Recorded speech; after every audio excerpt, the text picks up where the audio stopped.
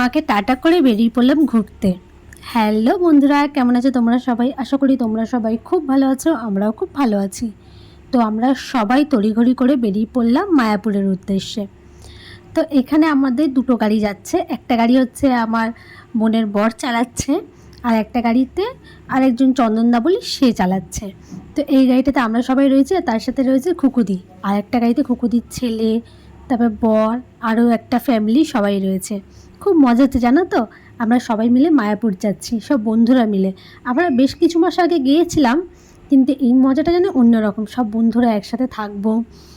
তো এই যে আমরা এখানে এখন দাঁড়িয়ে রয়েছি, তার কারণ হচ্ছে এখানে হচ্ছে চন্দনদার বাড়ি। তো ওখান থেকে উনি গাড়িটা বার করবে, দিয়ে একসাথে সবাই মিলে আবার বেরিয়ে পড়বো। আর এই যে আমাদের সেই সুন্দর বর্ধমানের ওভারব্রিজটা, যেটা খুবই সুন্দর লাগে। তোমরা অনেকের ভিডিওতে দেখতে পাবে এই ব্রিজটা। আর এটা হচ্ছে কাটোয়া রোড, এটা সিঙ্গেল রোড। কালনা রোডও এরকম সিঙ্গেল। আমার এই সিঙ্গেল রোড জানো তো ভীষণ ভয় লাগে। আর এখানে দেখো কি অবস্থা, এত বৃষ্টি হয়েছে, সব জমিগুলো যেন একদম ডুবে গেছে। কৃষকদের যে কী কষ্ট, আসলে এই অনুভূতিটা না আমি আরও বুঝতে পারি। তার কারণ হচ্ছে আমার বোনের বিয়ে হয়েছে গ্রামে। তো ওখানে জানোই তো সবাই চাষবাস করে। তো এই যে এই কষ্টটা না এখন আরও ভালো মতো বুঝতে পারি, যে এই যে এত কষ্ট। তো যাই হোক, আমরা সবাই মিলে গল্প করছিলাম, অনেক কথা মানে সারাদিন দেখা হলেও এই যে এত কথা জমে থাকে। আর রাস্তাটা তেমনই সুন্দর, মানে ভীষণই সুন্দর রাস্তাটা, কি বলবো তোমাদের। আর এখানে দেখো যেন মনে হচ্ছে একটা নদী হয়ে গেছে বলো। তো আমরা কথা বলতে বলতে এই যে পৌঁছে গেছি। এবার আমরা সবাই গাড়িতে বসে আছি, ছেলেরা গেছে সব হোটেল খুঁজতে। আর এখানে এই ফাঁকে আমার ছেলে এক ঘুম দিয়ে নিয়েছে। আর হোটেল খোঁজা বলতে হচ্ছে এইখানে চন্দনদা এই হোটেলে আগেও একবার ছিল, তো সেই হোটেলটাতে রুম আছে কিনা সেটাই দেখতে গেছে। তো এই যে এই হোটেলটাতে তো রুম আছে। আর সবচেয়ে খারাপ বিষয় হচ্ছে রুমটা একদম 4 তলায়, একটা ফ্লোরও খালি নেই, আর লিফটও নেই। মানে হেঁটে হেঁটে উঠতে উঠতেই দম বেরিয়ে যাবে। আমার বর বলছে ভালো, তোমার একটু ব্যায়াম করা হবে। তো আর রুমটা জানো তো, উঠতে যাই কষ্ট হোক, রুমটা কিন্তু খুব সুন্দর আমরা পেয়েছি। একদম অর্ধেকটা ছাদ রয়েছে আর অর্ধেকটা রুম। তো এই ছাদে আমরা রাতেরবেলা ভীষণ মজা করেছিলাম। আর রুম দুটো নেওয়া হয়েছে, একটা ডবল বেডের, একটা সিঙ্গেল বেডের। ডবল বেডের রুমটা কিন্তু অনেকটা বড় ছিল।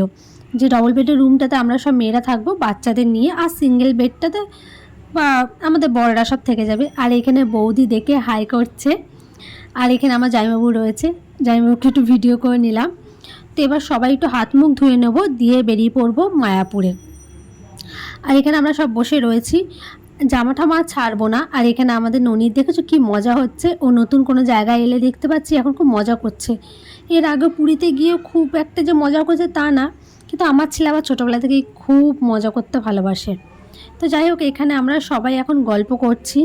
বাচ্চাদের এবার হাত মুখ ধুয়ে নেবো, দিয়ে ওদের খাইয়ে দেবো। আমরা ওখানে গিয়ে মায়াপুরে গিয়ে খাবো। এই যে বাচ্চাদের জন্য ডালিয়া করা হয়ে গেছে। তো ওদের খাওয়ানোর পর আমরা সবাই হাত মুখ ধুয়ে এবার আমরা যাচ্ছি মায়াপুরের দিকে। আর এখানে আমার বর ভালো করে লকটা দেখছে যে লাগানো হয়েছে কি না। আর আমিও একটু চুলটা বেঁধে নিয়েছি, চুলটা খোলা ছিল তো খুব গরম লাগছিল। এই যে আর আমার ছেলের জামা কাপড় আমি ছাড়িয়ে নিয়েছি, মানে বাচ্চাদের জামা কাপড়টা ছাড়ানো হয়েছে।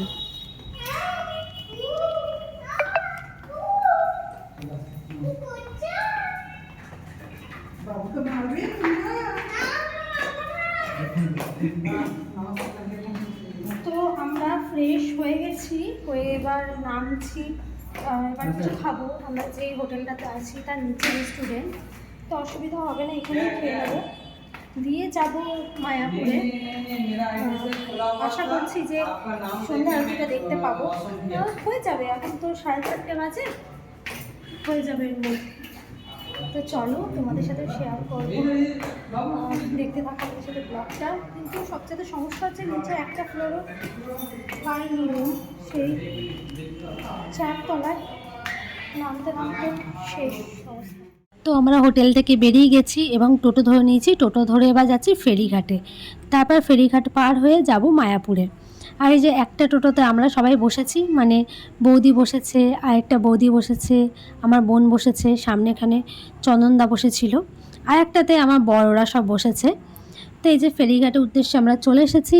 এবার ফেরিতে লঞ্চ ধরে চলে যাবো সোজা মায়াপুরে। আর এখানে টিকিট কাটছে।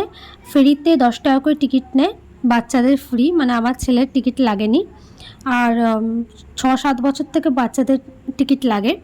আর এখানে সবাই ছন্ন ছাড়া হয়ে সবাই এক এক জায়গায় দাঁড়িয়ে রয়েছে, মানে এখানে জামা কাপড় না, ব্লাউজগুলো খুব সুন্দর বিক্রি হচ্ছিলো, তো সবাই ব্লাউজ দেখছিল।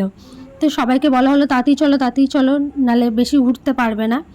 তো আমরা এই যে ফেরির সামনে এখন দাঁড়িয়ে পড়েছি লঞ্চ আসার জন্য। ওই যে লঞ্চটা যেটা আসছে না সামনেখানে, ওই লঞ্চটা করেই আমরা যাব।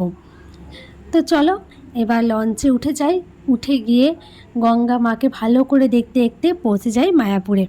আর মায়াপুরে আমরা গিয়ে কি করলাম সেটা কিন্তু পরের ব্লগে তোমাদের সাথে শেয়ার করব।